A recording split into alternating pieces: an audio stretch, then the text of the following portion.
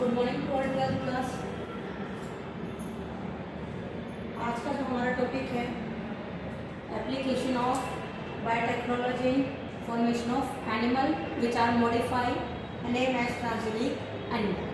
तो आज के लेक्चर में हमने यही देखना है कि जो हमारे एनिमल्स हैं कैसे हमने जो है इनको मॉडिफाई करके इनकी जीन को मैनिपुलेट करके बायोटेक्निक फ्रॉम बायोलॉजी बायोटेक हमने कैसे इनको क्या कर लिया है मॉडिफाई कर दिया है इनकी जीन को फॉर ह्यूमन वेलफेयर। तो आज के टॉपिक में हमने ये पढ़ना है कि जो है ट्रांसजेनिक एनिमल्स क्या होते हैं। तो हमारा टॉपिक यही रहेगा ट्रांसजेनिक एनिमल। तो आप यहाँ पे सबसे पहले इस टर्म को ही समझोगे कि ट्रांसजेनिक जो होता है वो वर्ड क्या होता है, तो एनिमल हमारे कैसे बनाए। तो ट्रांसजेनिक एनिमल हमारे कैसे बने हैं यहाँ पे ये पॉइंट हमारा रहेगा सबसे। तो हमने यहाँ पे कहना है कि वो एनिमल जिनका डीएनए हमने क्या कर लिया है मैनिपुलेट कर दिया। ऐसे एनिमल जिनका डीएनए मैनिपुलेट हो चुका है तो उन्हीं को क्या बोलते हैं ट्रांसजेनिक एनिमल। ये एक प्रोसेस है जेनेटिक इंजीनियरिंग जो हमने बायोटेक में अप्लाई की थी। तो जेनेटिक इंजीनियरिंग के साथ हमने क्या कर लिया है इन एनिमल के डीएनए को चेंज कर दिया है मैनिपुलेट कर दिया है और इनको कैसा बना दिया मॉडिफाइड एनिमल यानी ट्रांसजेनिक एनिमल।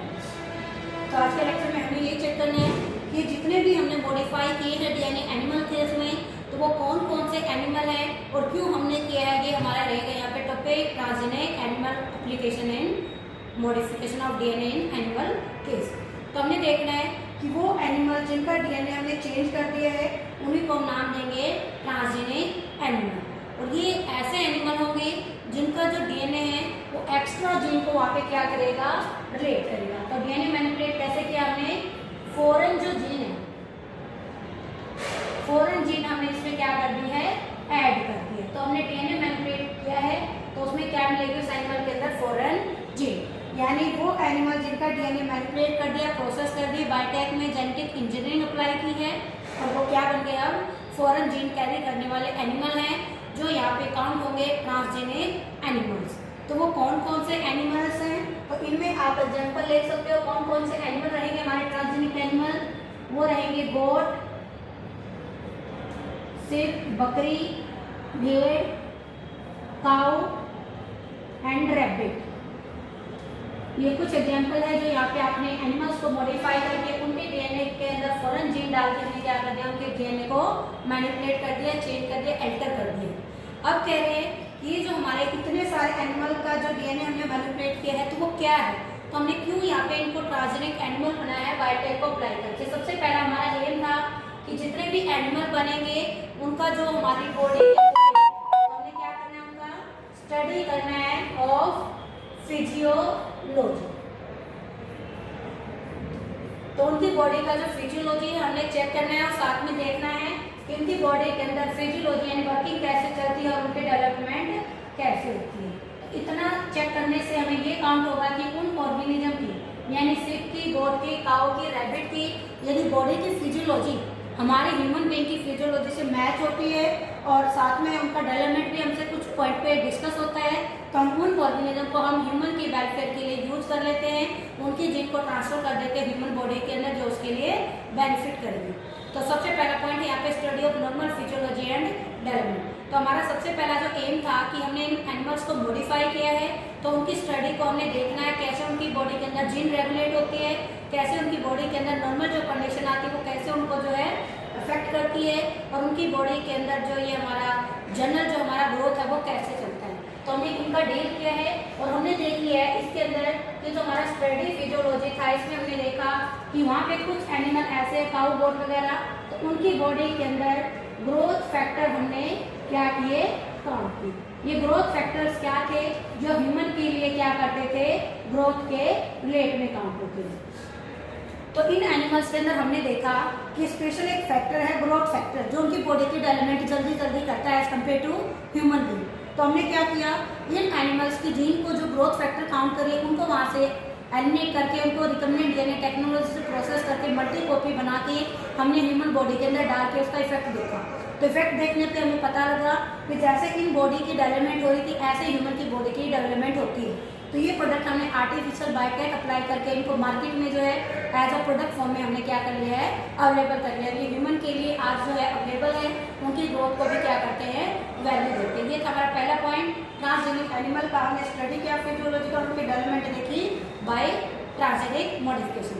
सेकेंड हमने देखा ये जो एनिमल है हमारे लिए जो डिजीज है हमारी बॉडी के अंदर, ह्यूमन की बॉडी के अंदर, तो उनकी भी स्टडी हम यहाँ से क्या कर सकते हैं, इजी पॉइंट में कर सकते हैं। ये डिजीज की स्टडी भी हम ट्रांसजेनिक एनिमल के थ्रू कर सकते हैं।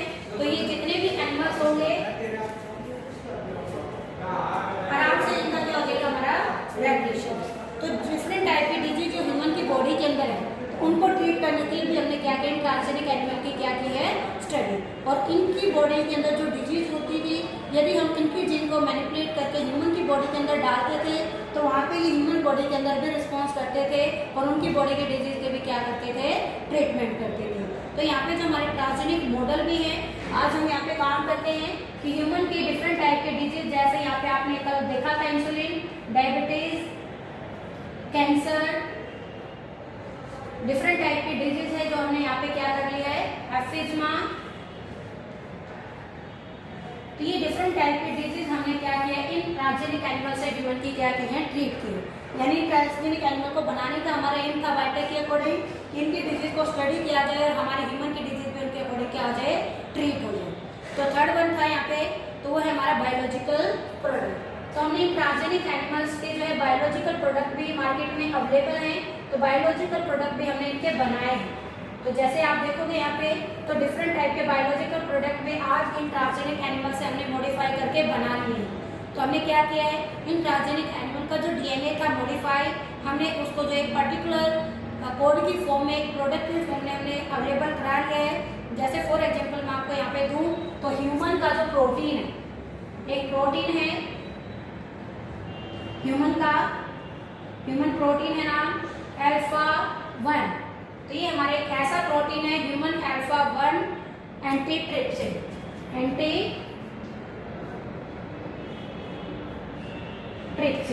तो ये एक ऐसा प्रोडक्ट है जो ह्यूमन के लिए बहुत सारा वेलफेयर काम करता है। तो इसको हमने क्या कर लिया, ट्रांसजेनिक एनिमल की बॉडी के अकॉर्डिंग हमने इसको मॉडिफाई करके प्रोडक्ट को जेनेटिक कोड की फॉर्म में बना लिया है। और ऐसे ही हम बात करें तो इसका जो है, ये जो एक प्रोटीन है स्पेशल ट्रीटमेंट में काम आती है और वो ट्रीटमेंट है हमारी एक पर्टिकुलर लंग की डिजीज एफिज्मा। तो यहाँ पे हमारी एफिज्मा जो है एक डिजीज है, उसमें क्या करते हैं, ये एक पर्टिकुलर जो है ड्रग्स का काम करती है जो हमने इन एनिमल से क्या कर लिया है, ट्रीट करके हमने सिंथेसाइज कर लिया है। उसके बाद में हम बात करें तो इन 1997 के अंदर हमारे पास एक ऐसा आइडेंटिफाई हो गया है जिसमें हम एग्जाम्पल लेंगे काऊ का। तो एक सिंपल जो काऊ थे उसको हमने मॉडिफाई करके हमने उसका नाम जो है चेंज कर दिया है रोजी। तो एक नॉर्मल काऊ होती थी, उसी को हमने क्या किया, बायोटेक अप्लाई करके उसकी जीन को क्या कर दिया, मैनिपुलेट कर दिया। जैसे उसकी जीन को मैनिपुलेट यानी मॉडिफाई किया है, तो अब वो कैसी बन गई है, मॉडिफाई बन के वो क्या बन गया यहाँ पे, रोजी। अब ये जो रोजी है, रोजी एक हमारे ट्रांसजेनिक एनिमल है, काऊ है, यानी ट्रांसजेनिक काऊ है। तो ये एक आपकी काऊ बन चुकी है, कौन सी, ट्रांसजेनिक काऊ। तो नाम क्या है यहाँ पे, फर्स्ट, ठीक है। तो ये हमारी काऊ की रोजी नाम था जो फर्स्ट ट्रांसजेनिक यहाँ पे काऊ बनी है। तो इधर हम और भी यहाँ पे बोल सकते हैं, बट इसी के लिए हम नाम रखेंगे। इसमें क्या मिला कि जो ह्यूमन का जो बेबी होता है, ह्यूमन का जो बेबी है उसकी बॉडी के अकॉर्डिंग जो उसका मिल्क है उसमें सबसे ज़्यादा क्या मिला है, प्रोटीन। ह्यूमन बेबी की जो नीड है मिल्क की, तो वो एक ह्यूमन की जस्ट वुमेन के अकॉर्डिंग फीडिंग से कंप्लीट नहीं होती, बट इस काऊ के मिल्क के अंदर कितना ज़्यादा जो है मिल्क प्रोटीन का पार्ट मिलता है, जो जिसका नाम होगा यहाँ पे, मिल्क प्रोटीन का नाम क्या होगा, लैक्टा एल्ब्यूमिन। एल्ब्यूमिन प्रोटीन है और लैक्टा मीन्स मिल्क के अंदर मिल रही है। तो मिल्क की क्या है, प्रोटीन है, जो इस रोजी काऊ के अंदर जनरली हमें फाइंड आउट होते हैं, जिसको ह्यूमन की नरिशमेंट के लिए आज अवेलेबल कराया जाता है। बट नॉर्मल काऊ में देखा जाए तो ये प्रोटीन जो है नेग्लिजिबल या लेस अमाउंट में मिलते थे। तो हमारा अल्फा लैक्टोएल्ब्यूमिन जो है न्यूट्रिशनली बैलेंस है, पूरा प्रॉपर न्यूट्रिशन इसके अंदर मिलता है। तो ये क्या करता है, ह्यूमन बेबी का जो ग्रोथ है जो फास्टर करता है, इसको पूरे न्यूट्रिएंट की जो रिक्वायरमेंट है उसको कंप्लीट करता है।